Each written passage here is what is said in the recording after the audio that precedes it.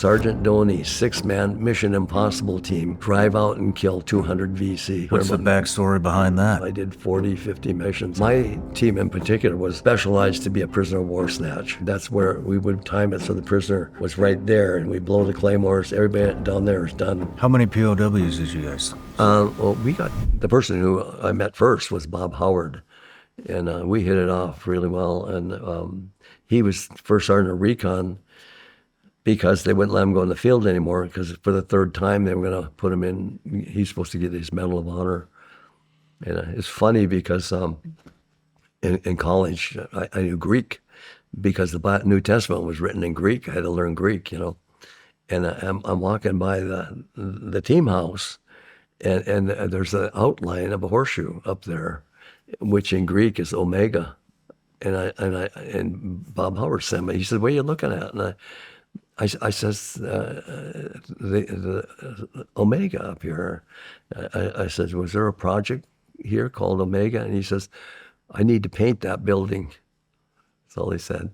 But Bob was his wife taught Sunday school in Alabama in a little tiny Baptist church, and he's just a great man, And we talked, and he says, "Well, I think I've got the guy for you," and we left the headquarters, and there he is. Norm Doney was my 1-0, and Norm had a Silver Star and 7 bronze, and it was his 3rd or 4th tour. And Bob Howard tells Doney, he says, "I think I got the man for you," and talked with Norm Doney, and some of those guys can take your measure pretty quickly. And they know what you're going to be like, whether you're going to falter in the field and all that stuff. And he took the measure, and it was great. And it was interesting because he had come from the mailbox, and his wife had sent him a magazine, and the cover of the magazine was Men's Magazine, and the cover was Sergeant Doney, 6-man Mission Impossible team, drive out and kill 200 VC. And that was my team leader. Holy shit. Yeah. What's the backstory behind that? Yeah. Well, he was doing his recon, and he caught them doing PT on a riverbank. And he just called in the airstrikes and stuff and just nailed them, Wow. Wow. What'd that feel like to be? Yeah. Have that guy as your leader. Yeah.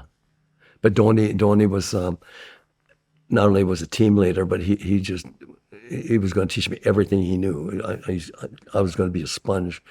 And he wound up being my team leader, my father figure, my mentor, and my friend. And after the war, I would see him in Oregon, and just a wonderful man, a great man. And he retired after, 25 years or so in the military. How big was your team? Say again? How big was your team? There were 3 Americans, and I think it was 5 or 6 Indige. And my team was a little bit unique because most of mine were Chinese. So I had Chinese and Vietnamese. And we started to lose some wounds, so we were down to like 6 and 3, Damn. How much training did you guys do before you went out on operations? Oh, constantly. Of course, you'd be prepared well enough that they could grab you and say, "We need you to go in right now," and they would be confident.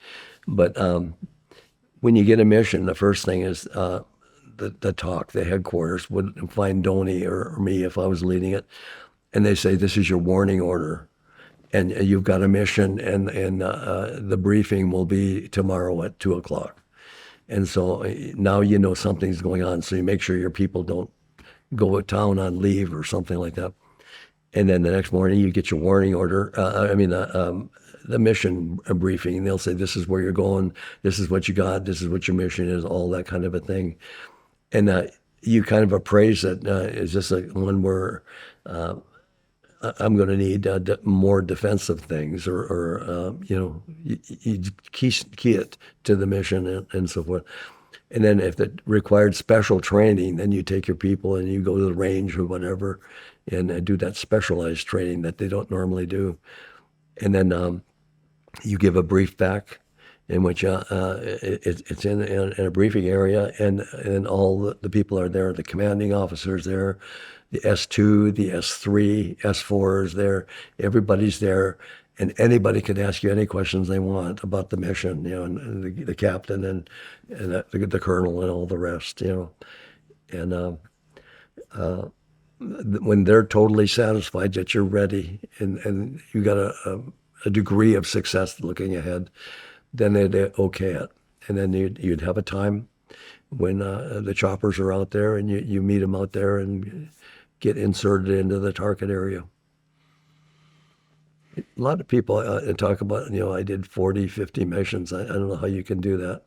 If you go through the, warning order and all that kind of a thing. And the average intelligence mission is 7 to 10 days. Damn. My missions overseas aren't that many. It's less than 10. But I had a lot of them in country too, which we didn't count. The old timers wouldn't count that. Only counted SOG, because SOG missions were deep into enemy denied and controlled territory. Laos, Cambodia, Vietnam. Those were our missions. Anything else that we did, we kind of regard as just training missions. Interesting. Yeah, and What Donnie, kind of- I remember Donnie, I used to talk about, it was just a training mission. Donnie says, don't forget, 58,000 people have been killed in those training missions, Yeah, I had to remember that because it's in Vietnam, it's still dangerous. What would some of the missions be in CONUS? Over the fence, Yeah. intelligence was probably number one, and sometimes it's direct action.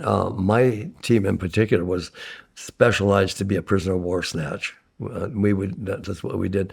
And usually you'd want to have a couple extra people because you have the snatch, the attack element, and you want to have somebody behind you with a radio in case something goes south. And then you got the two wings, security. So the wing can say they're coming or something like that, or, so you're talking about two on each wing and an attack element and then somebody behind. So ideally you'd have about 10 people, but it's hard to hide 10 people too, but we would have the attack element, and I'm not sure if I'm getting carried away here, but a lot of times we would have a couple claymores, and we have a claymore here, and in between we have not a dead space, but an empty space. And that's where we would time it so the prisoner was right there, and we blow the claymores. Everybody down there is done. Then we run out there and grab the prisoner while he's still in shock, and tie him up, search him, the whole deal, and get off the road quick, and then get your people to come in. But that's one of the big ones. Ours specialized in POWs, and a lot of them did go for POWs. How many POWs did you guys? Well, we got 2, but they both died. And one died in the medics in the bed. He just plain died. And there was one that I believe an NVA sniper shot him at the helicopter.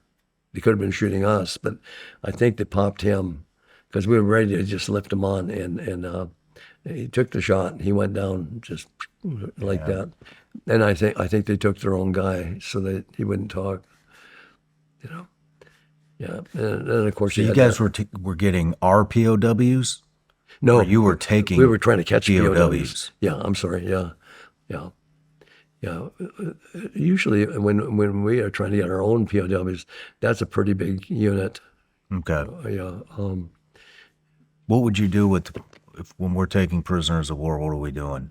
What would we do? What would you guys do? Well, you want to interrogate if you can. We don't torture. I've never heard of torture, but interrogate, all that kind of a thing, and let the S2 people figure out how to do it. No matter where you're watching Shawn Ryan Show from, if you get anything out of this, please like, comment, subscribe, and most importantly, share this everywhere you possibly can. And if you're feeling extra generous, please leave us a review on Apple and Spotify podcasts.